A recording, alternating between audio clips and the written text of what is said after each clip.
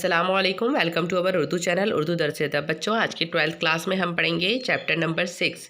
चूँकि मैंने यहाँ पर जो इंडेक्स बताई है ये आपको ये जाहिर करने के लिए बताई है एमपी बोर्ड की तरफ से 10th क्लास में और 12th क्लास दोनों क्लासेस में 6 चैप्टर रिड्यूस किए गए हैं, हटा दिए गए हैं।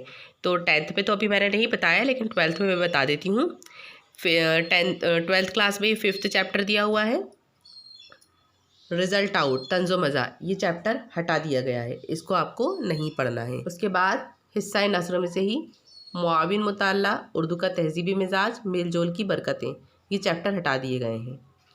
अब आ जाइए हिस्सा नज़म में 13, 14, 15 ये 3 चैप्टर भी हटा दिए गए हैं। ठीक है, यानी अब अभी तक हमारे 12th में सबक नंबर 4 तक कंप्लीट हो गया था। आज हमें सबक नंबर 5 पढ़ना था, लेकिन वो हटा दिया गया है। तो आज हम पढ़ेंगे मज़मून हकीम अजमल ख़ां का। ठीक है, आइए शुरू करते हैं। सबक नंबर 6 हकीम अजमल ख़ां, ये एक मज़मून में से लिया गया है। हिंदुस्तान की तहरीक आज़ादी के रहनुमाओं में हकीम अजमल ख़ां हमेशा याद रखे जाएंगे।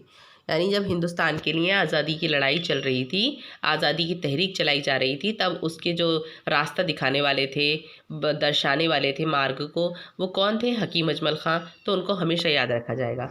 वो दिल्ली के नामी गिरामी हकीम थे। कौन थे? बहुत ही अच्छे हकीम थे, नामी गिरामी थे, बहुत मशहूर थे। हिंदू मुसलमान सब उनकी इज़्ज़त करते थे और उन्हें बड़ा हकीम और अच्छा इंसान मानते थे। वो गांधी जी के ख़ास साथियों में से थे। जाहिर सी बात है, तहरीक आज़ादी के रहनुमाओं में तो उस वक्त गांधी जी के साथ भी उनके ताल्लुकात रहे होंगे। अजमल ख़ां 1864 में पैदा हुए और 63 साल की उम्र में 1927 में अचानक दिल की हरकत बंद हो जाने से वो इस दुनिया से उठ गए। उन्होंने तिब में ऐसा कमाल हासिल किया था कि पूरे हिंदुस्तान में उनकी टक्कर का कोई हकीम ना था। तिब का मतलब होता है डॉक्टरी, है ना, यानी वो दवाओं में ऐसे माहिर थे कि उनका कोई दूसरा सानी ही नहीं था। राजाओं, महाराजाओं और नवाबों से माहाना हज़ारों की रकम बंधी हुई थी। दिल्ली से बाहर जाने का 1000 रुपये रोज़ मुकर्रर थे। तुम समझते होगे कि इतना बड़ा तबीब तो बस अमीरों का ही इलाज करता होगा, गरीबों से तो उसका कोई रिश्ता ना होगा। लेकिन हकीम अजमल ख़ां ऐसा ना थे। मतलब ये जो उनका बताया गया है कि नवाबों महाराजाओं से उनके यहाँ डॉक्टरी का नवाबों राजाओं महाराजाओं के यहाँ वो डॉक्टरी का वर्क करने जाते थे ना, और 1000 रुपये रोज़ के मुकर्रर थे उनके, तो इतनी फ़ीस लेते थे वो।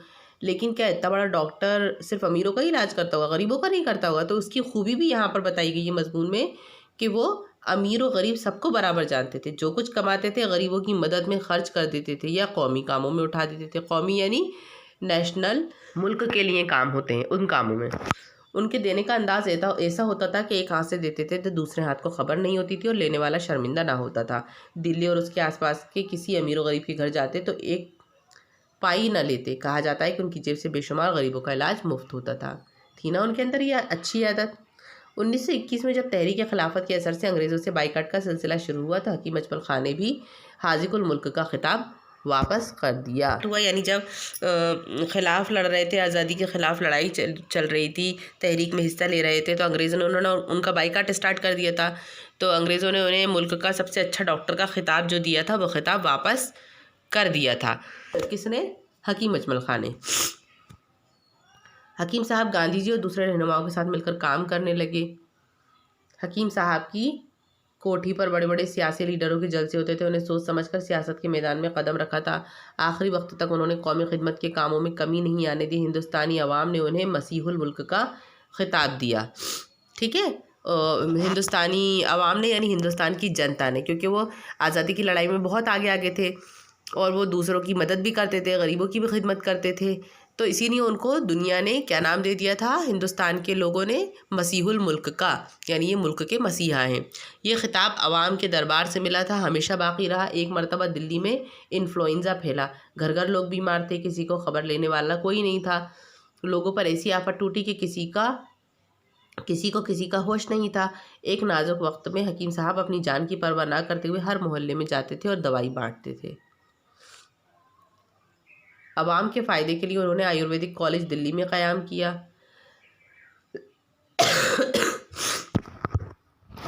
फिर उन्होंने चाहा कि लोगों को फ़ायदा कैसा पहुंचाया जाए, तो उसके लिए उन्होंने क्या करा?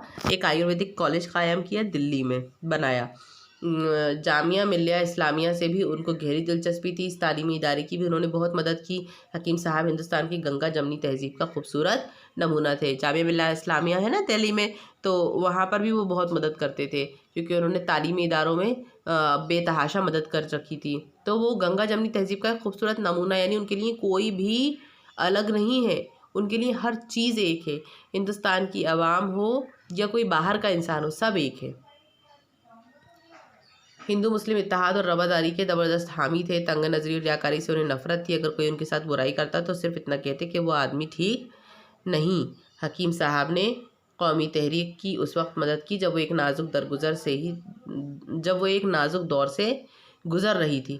حکیم صاحب نے قومی تحریک کی اس وقت مدد کی جب وہ ایک نازک دور سے گزر رہی تھی۔ آج وہ ہم میں نہیں، لیکن ان کی یاد ہمارے دلوں میں سے کبھی نہیں جا سکتی۔ کیا خاصیت بتائی؟ مطلب وہ ہندو مسلم اتحاد یعنی ایکتا کو زبردست حامی تھے، مطلب اس کی حمایت کرتے تھے، اس کے طرفدار تھے، رواداری کے بھی۔ اور تنگ نظری ریاکاری سے مطلب کوئی کسی کو گھور کے دیکھتا، کوئی کسی کو فحش نظر سے دیکھتا، غلط بات بولتا، ان سب سے وہ دور تھے۔ اگر کوئی کسی کی برائی بھی کرتا تھا تو وہ یہ کہتے تھے وہ آدمی ٹھیک نہیں ہے، بس اس کے علاوہ نہ اس کی کوئی برائی نہ اس کی کوئی بھلائی۔ اور اس وقت انہوں نے ہندوستان کی مدد کی تھی جب ہمارا ہندوستان آزادی کی لڑائی میں ایک بہت ہی نازک دور سے گزر رہا تھا۔ آج وہ ہم میں نہیں ہے، لیکن ان کی یاد ہمارے دلوں سے کبھی نہیں جا سکتی۔ سمجھ میں آیا یہ مضمون حکیم اجمل خاں کے بارے میں؟ ان کے الفاظ معنی دیے ہوئے ہیں، یہ بھی اپنی کاپیز میں کر لیجئے۔ ساتھ ہی ساتھ صحیح غلط، خالی جگہیں، ٹرو فالس، فل ان دا بلینکس، مختصر ترین سوالات وغیرہ وغیرہ میں سب آپ کو وایا نوٹ سینڈ کر دوں گی۔ ٹھیک ہے بچوں، دیوالی کی چھٹیاں کمپلیٹ ہو چکی ہیں، آپ سب نے اپنی کاپیز کمپلیٹ کر لی ہوں گی۔ براہ مہربانی واٹس ایپ نمبر پر پرسنلی مجھے اپنی کاپیز کی فوٹوز کلک کر کے سینڈ کر دیجیے تاکہ میں چیک کر سکوں۔ آج کی کلاس میں اتنا ہی، کل حاضر ہوں گے نئے چیپٹر کے ساتھ۔ اجازت دیجیے، اللہ حافظ۔